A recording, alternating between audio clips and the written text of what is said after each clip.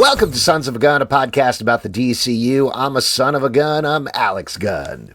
I'm Justin Gunn, and our lawyer isn't here today, so we get to go buck wild.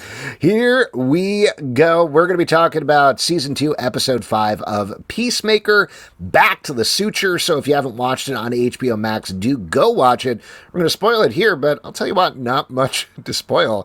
Shortest episode of the season so far, as Peacemaker goes to have a heart-to-heart in the park with Harcourt, trying to find out if she felt anything in their party boat hookup that happened between seasons. It's a trap, and he knows it's a trap, and in fact, he gets trapped.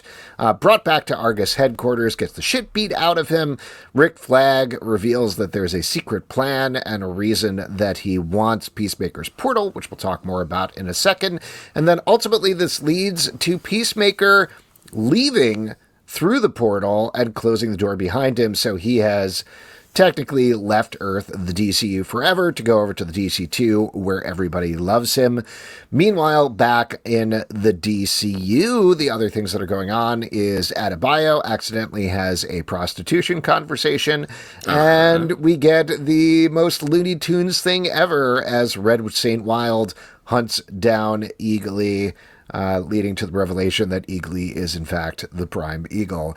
So it is unfortunate, I will start off saying our lawyer is not here because, as I mentioned last episode, Pete has been pushing this there is multiple eagles theory since the very first episode of this season. This episode, it's not just a lie. There were multiple eagles. We watched an eagle die who was not Eagly, and then Eagly is, in fact, the Prime Eagle, and that's crazy. It's crazy. It opened up so many questions for me. First off, is Pete right and we're wrong? That feels problematic. That seems beyond the pale, I would say. From a precedent setting, I feel like I'm in deep concern about that. But secondarily, are all eagles like Eagly? Can they do stuff? Can they eat out of the fridge? The eagles are just like basically humans, like stately humans? Well, no, I think the idea here is that Eagly is a different eagle. He's in charge of all the other eagles. He is the Prime Eagle, in fact. So you're saying you think he's always been the Prime Eagle, and that's why he's able to be so human? Yes, exactly. And that crazy lie that Economos threw out in the earlier episode to try to trick Red Saint Wild was, in fact, 100% accurate, which, I don't know, I think is funny. Like, that's a pretty funny bit. You see, I'm sure. Who are these other eagles? They don't have agency, so he just sent an eagle buddy to die? Yeah, he sent a decoy eagle to die, and then it's not a decoy. That's a living eagle. No. I'm saying he sent a decoy. It's like how leaders of countries have decoys that kind of look like them to draw assassins. It's the same thing here, but with. I thought you meant like a decoy of like a duck, which I just want to be clear aren't real. Just if you're worried, I know it looks like they're very still ducks, but they're actually likely plastic. Huh. Okay, so that explains a lot of stuff. First of all, how it's been so easy to catch them, and second of all, why they taste terrible. I love a decoy at l'orange. Very good to eat out. Very fancy. But while we are talking about this, though, we have been talking a lot about Red Saint Wild, the whole cultural appropriation and what they were going to do with that. We find out this episode pretty much exactly what's happening, which he's probably dead, or at least horribly mangled at best. His finger gets ripped off. He gets ripped apart by the eagles. I will say, I guess that's good. They still never really addressed the whole cultural appropriation thing, but at least he kind of got punished for what he's doing. And yes, the whole sequence, it was crazy Looney Tunes. Like, it was like not in a figurative way, but a literal way. With first, I think it was a coyote eating the rat that had been poisoned, which was straight up like Wile-E Coyote and subbing the Roadrunner for Eagly. And then the whole thing with that enormous gun, I'm forgetting what it's called, but it's actually like a real gun that they got for the show. That is actually that long and big, was 100% like Elmer Fudd chasing down Bugs Bunny. That gun was unwieldy at best. I can't Yeah. imagine. I want to see shots of him like huffing that case all through the woods, the car. Like I want to get catching an Uber. Like these are the kind of scenes I think we need in an episode that I'm going to say is a little light on stuff. Was it at a sub 40 minutes? Was it light on stuff? I don't know. I'm going to call it light on stuff. Even the 40 Yes. minutes felt a little light on. Those minutes went by faster than regular minutes. A New York minute? I live New York minutes, which are technically longer than regular minutes. So I will tell you, I've been thinking about this a little bit, and obviously, like, I feel very strongly about television and I've gotten flamed for this, for saying this, but like the structure of television and the structure of seasons, etc.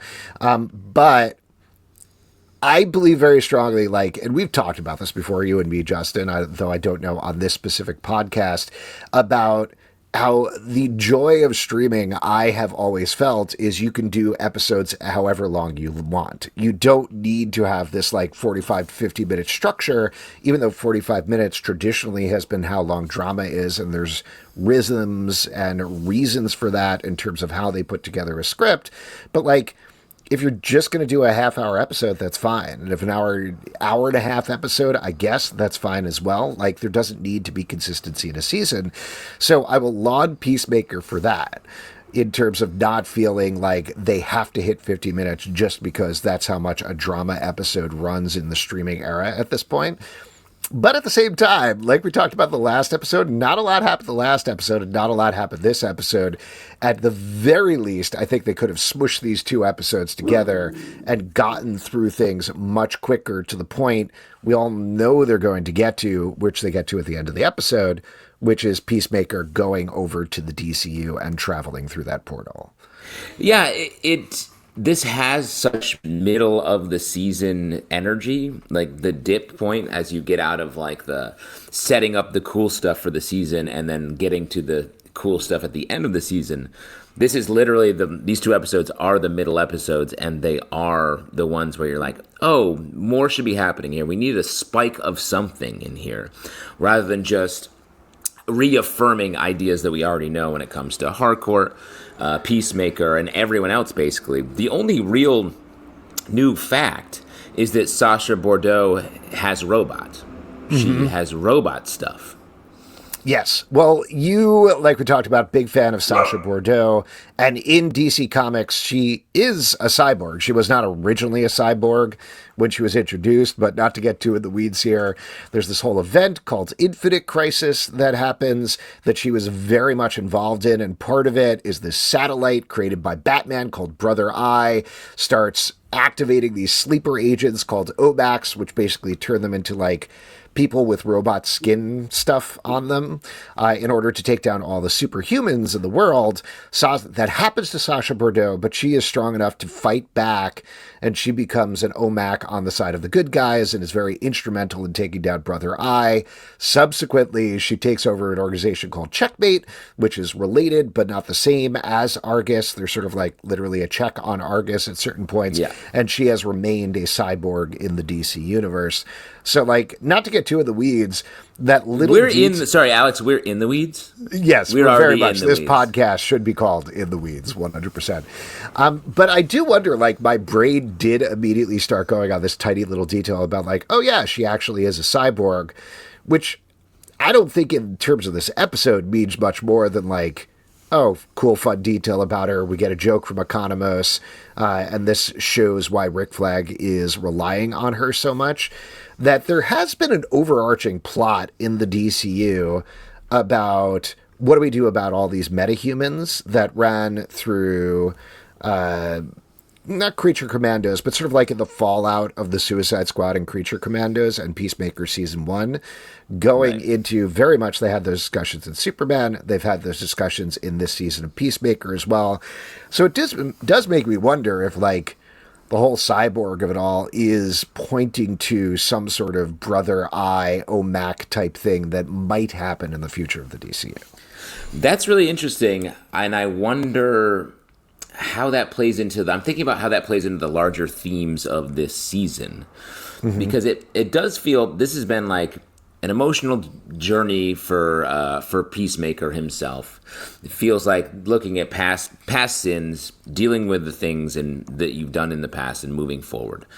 That feels unrelated to that, but maybe it is something that they want to do in the main going forward DCU that would start here in the TV show as something to kick off at the end of this season. Well, yeah, that's exactly how I'm thinking about it. Like, I don't think there's a world, like you're saying, I don't think thematically it makes sense to be like, and here's a Brother Eye satellite, and here's an OMAC invasion of the DC universe towards the end here, because our focus, like you said, is Peacemaker. It's definitely on this other dimension versus the DCU, whether they're going to come into direct conflict or there's just a conflict in the DC2. I guess we'll see. But yeah, it's the sort of thing that I could see, like, there's a secret TV project that James Gunn has teased a lot that is coming, like, in active development now that we don't know about. They haven't announced, and I believe it involves Frank Grillo. So it feels like that could be part of it. That's why they're laying in Sacha Bordeaux here. So I think we have appreciated so far in the very young DCU that they throw in these things, but they're just kind of there. They're not like, we're teeing up the next project so much as we're laying a little groundwork and we will pick it up, but you don't have to worry about it here. Later on, we'll reiterate it in a way that makes sense for that future thing. Yeah, I mean, definitely appreciating that. I think it's interesting with this because something we've talked about a little bit is how much time Argus is getting in this season. Mm-hmm. And it feels like we don't need, like, the Sacha Bordeaux character up until this episode. We've been like, what's the point of this? It feels like it's a little bit of duplicating Flag in a lot of ways. So it does feel like this must be meaningful somehow. We don't need to have, like, the raid on Peacemaker's house. We had the Tim Meadows character and a bunch of randoms be wiped out. Like, we don't need Flag, Sacha Bordeaux, and all these other characters that are just sort of hanging around.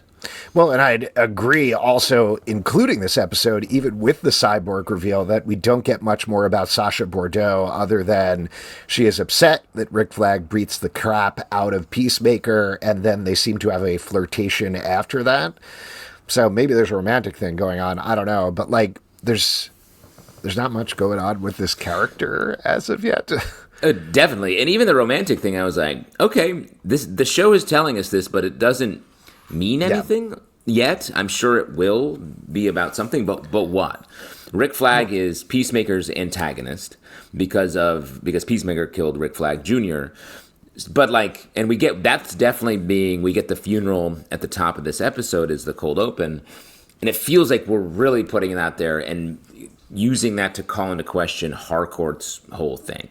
Mm-hmm. But it also feels like she still cares for Peacemaker. She saves him from being killed by Sacha Bordeaux here. And, like, I just don't know. This show's doing something that a lot of shows do where it's like, does she really love him? And it's like, I think so. Otherwise, if she just doesn't love him, I'm like, well, then this is just bad. This is just a bummer. Like, it's a rom-com being like, hey, he doesn't seem to be able to get his shit together. And it's like, I bet he will by the end, though. I bet he will. Probably. After he's hurt a lot, they'll hit a place where, like, maybe they get together or maybe they've sort of hit a sort of detente about whatever happened to the party boat. I also think we're going to get a flashback of the party boat maybe next episode would be my guess, not to jump ahead. But great call. There's a bunch of things that I want to talk about there. One thing, just to talk about, like, the whole romance thing while we're staying on that for the moment. I think there's a lot of, like, these people just need to talk. And when they do talk, like when we get the scene towards the end where Adebayo is like, I heard you tried to kill Peacemaker. And she's like, yeah, I was actually saving them. Adebayo has some quote like, you're exactly the person I thought you were. And I was like, oh, okay, good. We can move on from there. And I think the same conversation just needs to happen with Peacemaker and Harcourt. And then we can kind of, like, go forward. But we got to stay in this dramatic stasis. So there is a plot reason for Peacemaker to leave and go to the DC2. This leads to the next thing that I want to say that we've been kind of bouncing off of a little bit, but I don't think I've explicitly said on the podcast, is not to get too strong about this, but Peacemaker pretending to be somebody else, even if it is himself from another universe, and entering a romantic relationship with Amelia Harcourt from the DC2 without telling her, is sexual assault. So, like, and this has been discussed in a lot of other shows, and it's been a thing that's come up often in, like, Twins and Clones and whatever and other sci-fi things. And the movie Twins with Arnold Schwarzenegger. 100%. That's exactly what I was talking about. And a lot of people mix them up, him and Danny DeVito in that movie. Yeah, and it's been a frequent conversation online, so it's not like it's a secret or anything like that. So it's surprising to see the show be like, let's go in that direction. And hopefully they discuss it at any point, but I guess my prediction is, I mean, this is a little bit tarnished by the way they've done Michael Rooker's character, where it comes to trusting the show to know what's happening with the audience as they watch it. But I believe that in the next episode, we'll see Peacemaker talk to Harcourt, the DC2's Harcourt, and tell her that he is from another dimension. That's my prediction. Yes, I'd certainly hope so. But like you said, I think more and more we're starting to get things in this show that are just like, what? It's just funny, is the impression. I'd throw out the joke that John Economos makes about keeping a picture of the mangled body of Sacha Bordeaux on his phone was gross. Like another gross joke in the episode. Well, it was gross and also confusing for like it just word wise. I was like, when it hit my ear, I was like, what? Oh, now so my reaction was like, what? Oh, yuck. Bye. So it was a strange progression of a joke to be.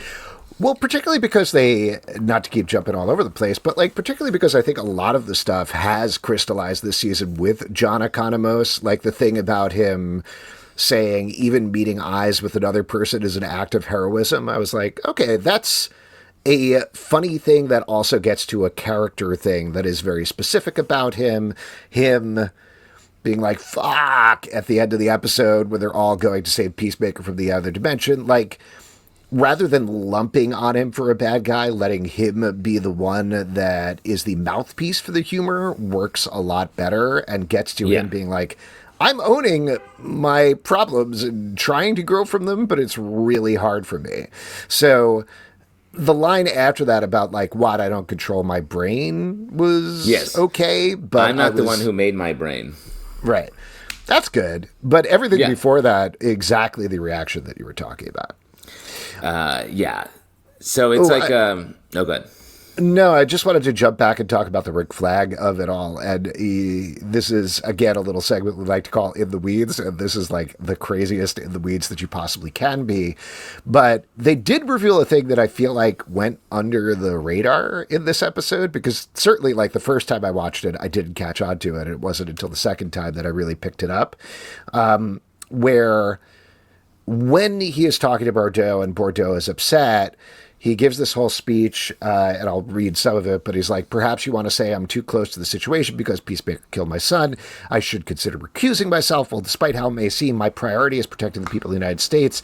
I need to find that dimensional rift, not only so we can avoid another incident like the one in Metropolis, but for a greater purpose, benefit us all. I can't say I didn't enjoy pounding on that punk, but thrills were not my motivation. So just to draw a couple of things there, he is drawing a line that James Gunn has already talked about in terms of portals are clearly key to whatever's going on in the DCU. Yeah. That was something that Lex Luthor created in Superman. That's something that we're dealing with in a very different way here in Peacemaker. And this is the in the weeds part. The thing that I really didn't notice is right before Bordeaux comes in, Rick Flag opens up a file on his computer and starts reading it. Oh, yes. It is. We really linger on the text. We really linger on the text. It's hard to read, and it's blurry, and I couldn't read all of it. But the short version is what I took away from it when I did, pour through it last night when I was rewatching the episode, is it seems like Argus is experimenting with dimensional travel and can't quite get it to work. Like, Right. that's kind of the short version. They have a lot of fake sci-fi technical terms in there, but essentially they're trying to figure out a way to do dimensional travel, not just between dimensions, but in their own dimension between different places, like teleportation. But the only way they've been doing it, based on the literature that he's looking at, it starts to degrade the molecules of the thing that's being sent through exponentially the more you send it through. So essentially, like, they can do it. They've been doing it with objects. They can send an object from one place to another, but the more they do it, the more it gets likely the thing is going to dissolve or disintegrate or explode or something like that. Like, same as Lex Luthor's portal when Mr. Terrific is complaining about, like, you never do this because these things always degrade, and we see that happen in Superman. They're trying to do the same thing. So the end result of this is it seems like Rick Flag wants to go after Peacemaker, not because he hates Peacemaker and not because he wants to shut down the portal, but because he wants to use it to make their portals better. Yes, I mean, I was feeling this as well in the, I guess, 2 episodes back when they were about to raid Peacemaker's home. They were like, oh man, this guy sucks, let's get him. And then the portal thing and the energy is what animated all of the Argus big attack, big siege on his house. So it definitely feels like they're more about the technology. Mm-hmm. But from a, like, looking forward to these last few episodes, what that means, obviously they want it, but does that mean that I feel like something bad is going to happen with the portal to further antagonize Argus? Like, perhaps, we have always talked about Peacemaker learning the truth about this other dimension, how it's, Earth X, Nazi Earth, whatever we want to call it. But what if it's actually the flip of that and people from that Earth invade the DCU? Mm-hmm. So I do think, with all this portal talk, I feel like that has to have something dramatically happen to it before the end of the season. And it feels like that dimension invading Peacemaker's actual dimension, Argus's dimension, would make a lot of sense. Yeah, for sure. I think that makes a lot of sense too, because, like, we know the next 3 episodes, episodes 6 through 8, are supposed to be crazy. They're secret. James Gunn didn't provide them to critics, didn't even show his own PR agent or anything like that. All the talk about is, oh, this is totally wild. And granted, it really calls into question James Gunn's relationship with his PR agent. Are they close? What's the deal? Because, like, if you're not showing a close peer, best friend, I would think. I mean, he keeps us on the outside, and we're pretty close to Jimmy, Jimbo, Daddy. And if he's keeping PR Dave, which is his name, out of the loop, like, who is he telling? That's what I want to know, too, and I think that's what we're all wondering, and I think we're going to find out about his relationship with his PR agent in the last 3 episodes. But my point is that, like, I hope he's a character. For what you're saying, I think if we go to the DC2 for the last 3 episodes, that's not much. But if they go to the DC2, find out it's bad, DC2 finds out about the DCU and comes back here, that gives it more narrative momentum. Contradicting that a little bit is the discussion we had about the last 2 episodes not pushing things forward much. So I guess we'll see.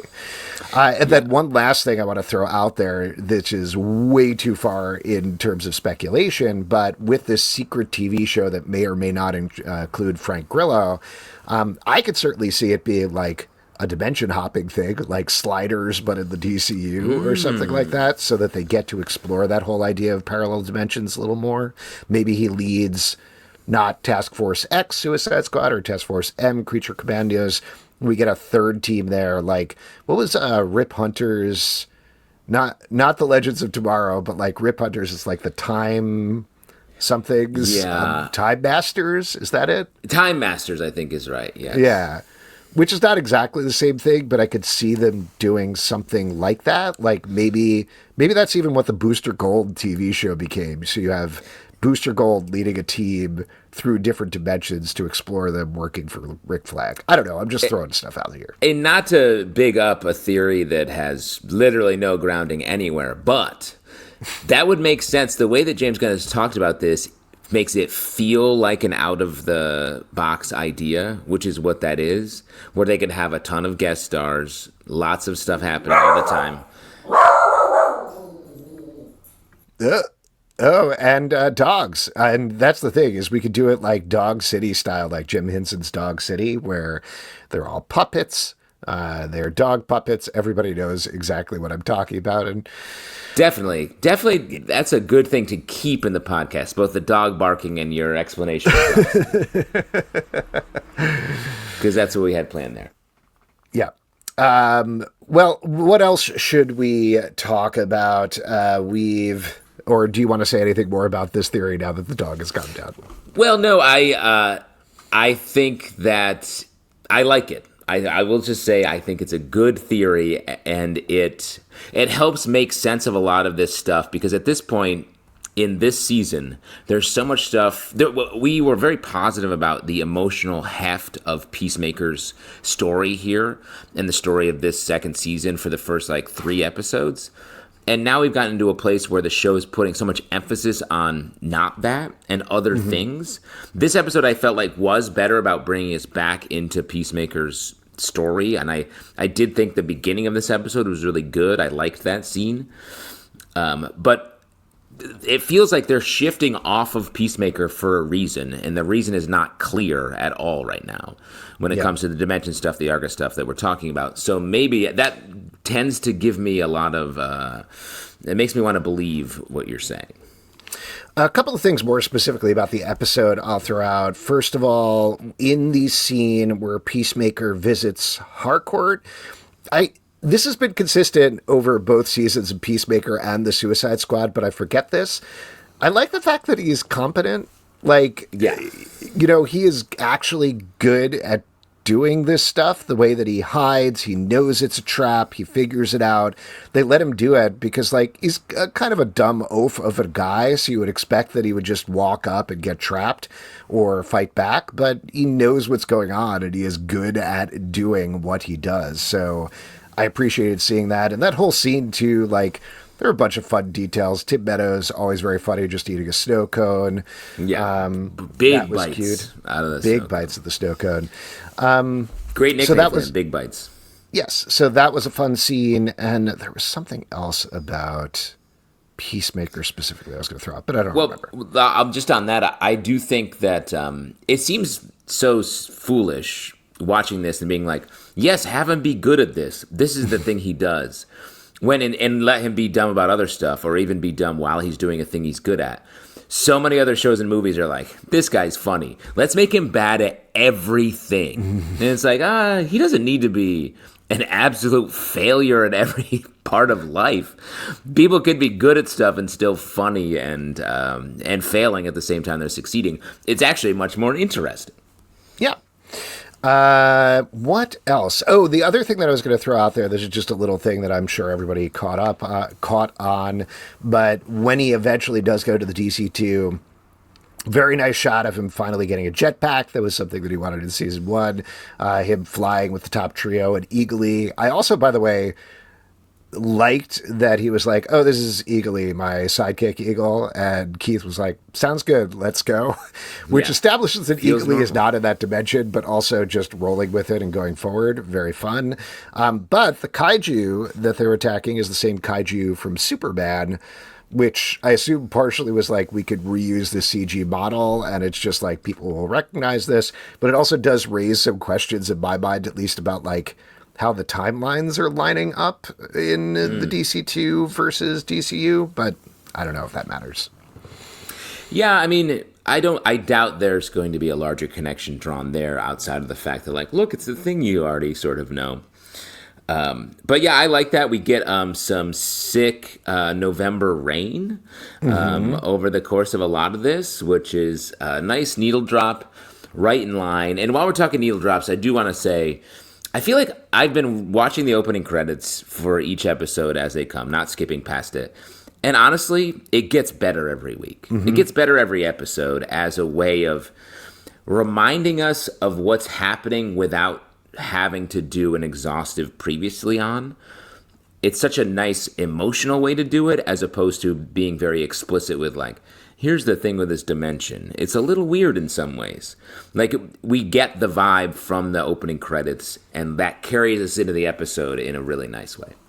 Well, and also, as the season goes on and more information is revealed, the various beats become clearer. Like, Yeah. there's Vigilante's mom is in the opening credits, and I think she's been in it every episode so far, but hasn't showed up here. So that's going to mean more once we actually see her on the show. But, like, this episode, that shot of Peacemaker and Harcourt coming close to each other, he touches her face, and then they move away from each other.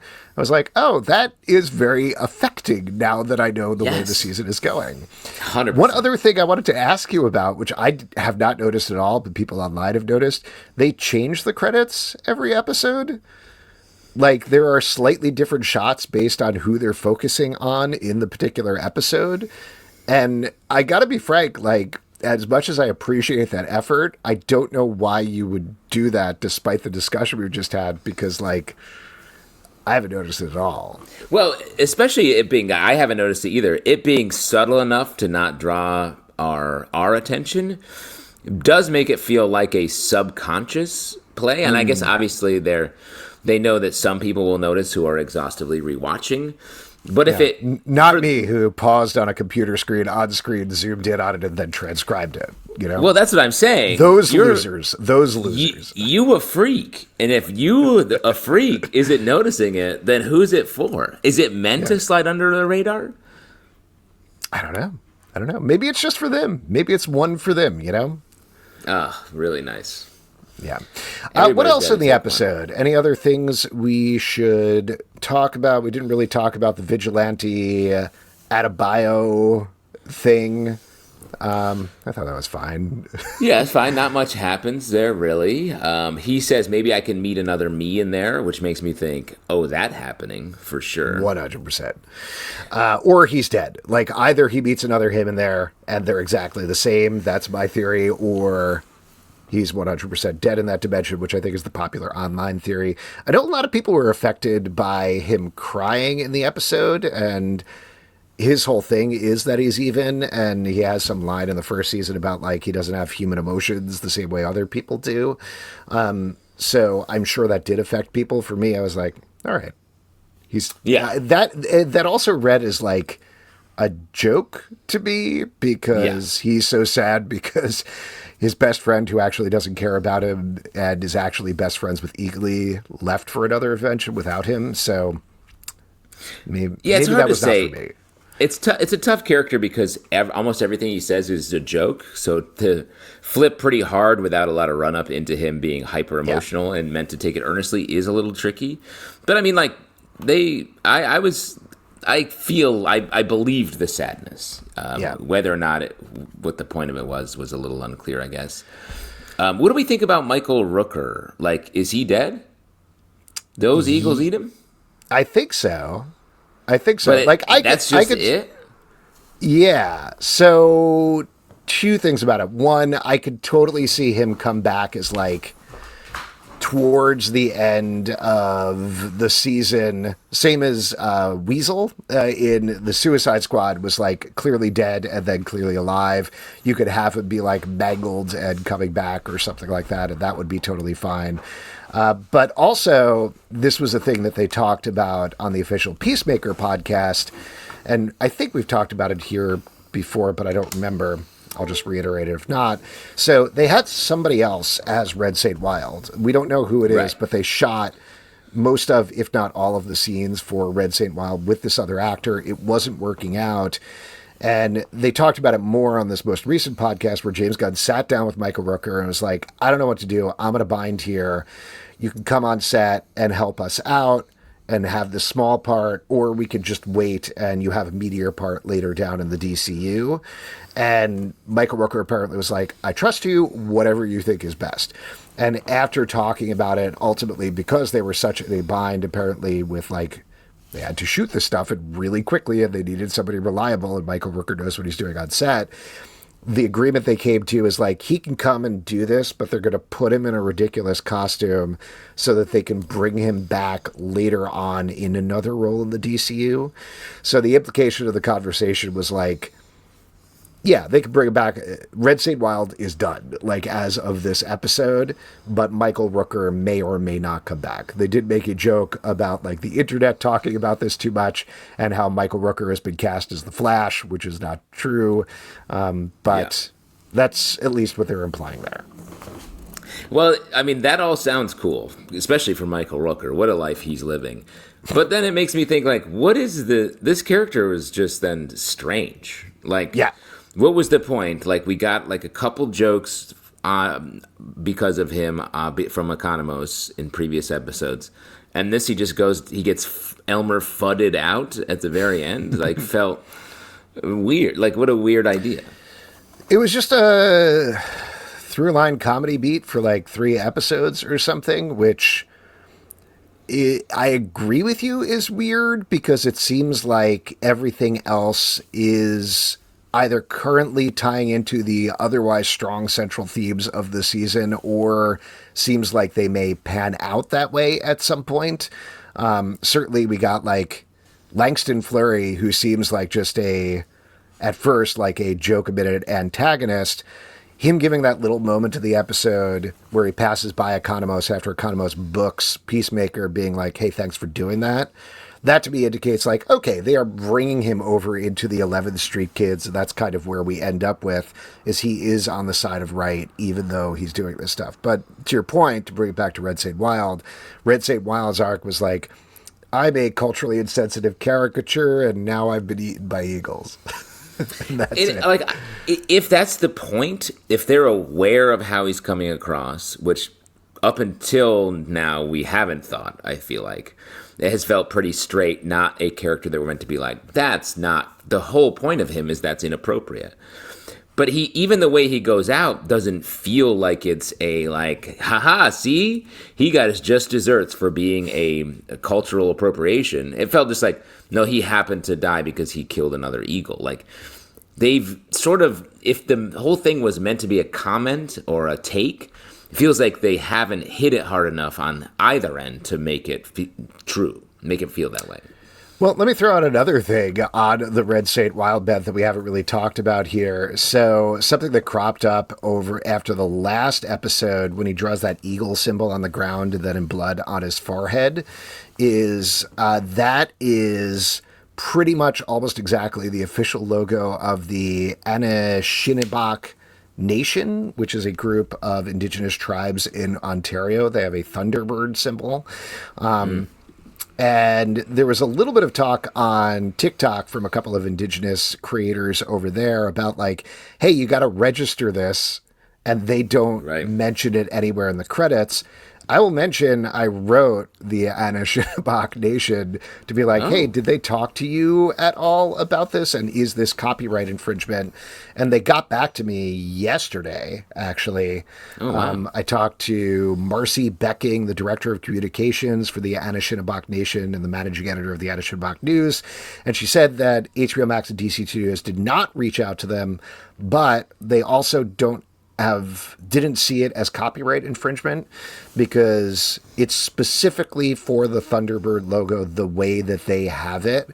So the quote was, the Thunderbird is a Dudum clan that may be drawn in various ways. We don't feel like there is any direct copyright infringement in this case.